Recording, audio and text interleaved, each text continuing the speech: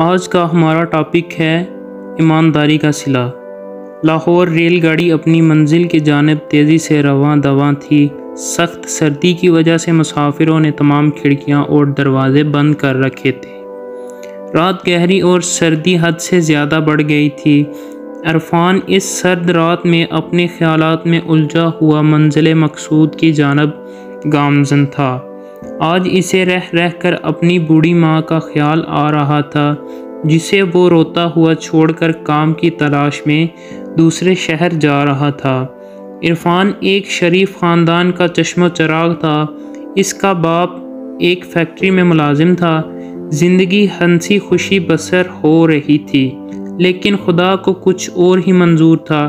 ایک دن عرفان اسکول سے واپس آیا تو گھر پر ایک بری خبر اس کی منتظر تھی۔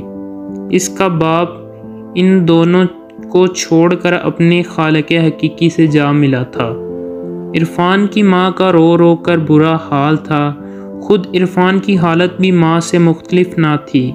عرفان کو اپنے باپ کی موت کا بے حد دکھ تھا، لیکن صبر کے سوا اس کے پاس کوئی چارہ نہ تھا۔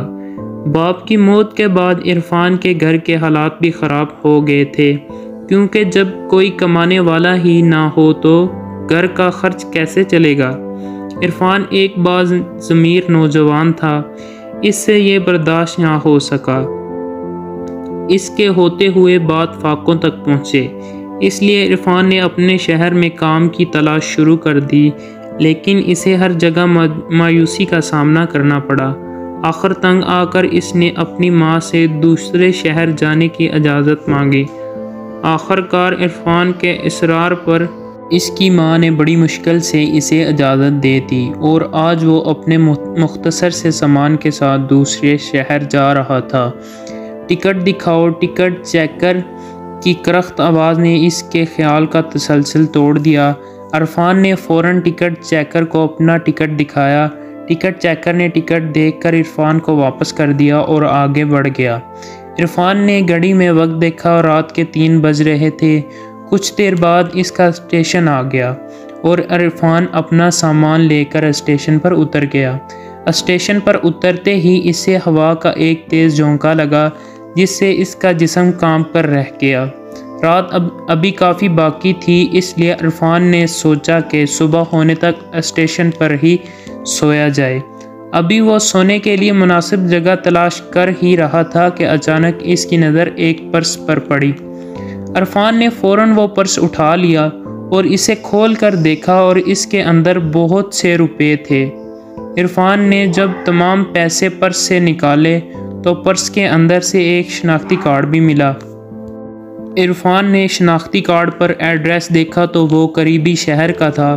عرفان نے اپنے دل میں پکا ارادہ کر لیا کہ وہ یہ پیسے اس کے مالک تک پہنچائے گا۔ کچھ دیر بعد اس شہر کو جانے والی گاڑی آ گئی۔ عرفان اس گاڑی پر سوار ہو گیا۔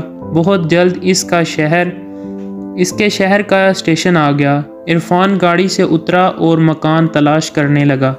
سورج اپنی کرنوں سے روشنی پھیلانے میں مصروف تھا۔ کچھ دیر بعد عرفان ایک مکان کے سامنے کھڑا تھا۔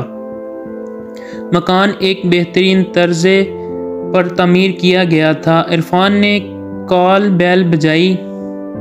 کچھ دیر بعد ایک خوش پوش نوجوان باہر نکلا۔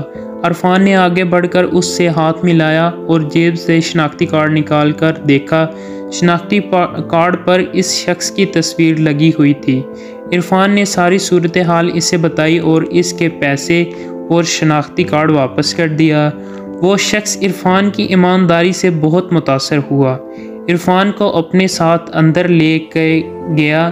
اس شخص نے عرفان کو خوب خاطر مدارت کی اور دوسرے شہر آنے کی وجہ پوچھی۔ یہ نوجوان ایک بہت بڑی فیکٹری کا مالک تھا۔ عرفان نے اسے بتایا کہ وہ دوسرے شہر نوکری کی تلاش میں آیا ہے۔ اس شخص نے عرفان کی ایمانداری کو دیکھتے ہوئے فوراً اپنی فیکٹری میں ملازم رکھ لیا۔ عرفان بھی بہت خوش ہوا کہ اسے اس کی ایمانداری کا پھل مل گیا ہے۔ اس کہانی سے یہ سبق ملتا ہے کہ ہم پر چاہے کتنی ہی مصیبت کیوں نہ آ جائے، مصیبت سے کبھی گھبرانا نہیں چاہیے۔ اور ہمیشہ ایمانداری سے کام کرنا چاہیے۔